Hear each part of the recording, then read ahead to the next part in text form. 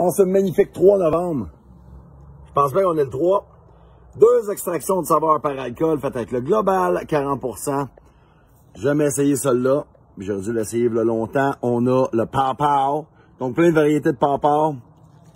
Ça devrait donner de quoi quand même.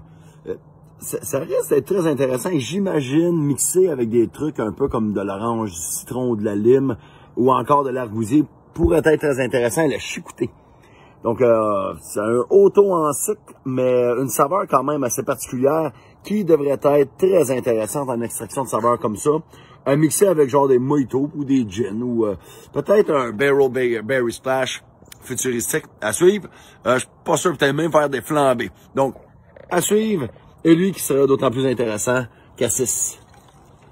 Et on voit qu'il y a déjà une pigmentation fantastique. On reconnaît la haute teneur en polyphénol. Et oui, il y a des petites branches, on les garde là. Dans les branches, il y a autre chose. Donc, ça devrait être très intéressant. Ça avec autant au niveau de la santé. Lui, il y a beaucoup de sucre là-dedans. Fait que c'est sûr qu'avec l'alcool, c'est déjà sucré. Même chose avec ça, mais il n'y a pas autant de sucre. Et il y a des huiles essentielles un peu différentes, hein, évidemment. Une composition moléculaire très différente que celle-ci. Et donc, au niveau médicinal, peut-être des choses intéressantes. Mais on s'en crisse un peu. L'idée ici est vraiment sa couleur qui est si bien reflétée sur ce bois de peuplier. Et donc, restez sauvage, on fait des tests pour éventuellement développer d'autres saveurs de drinks, mais qui sont quand même bien BS. C'est pas très compliqué. C'est très straightforward, mais il faut savoir qu'avec l'alcool, c'est quand même un solvant pour les triterpènes, les terpènes, toutes ces affaires-là, les arômes. Donc, et bien sûr, on va aller sortir de la couleur.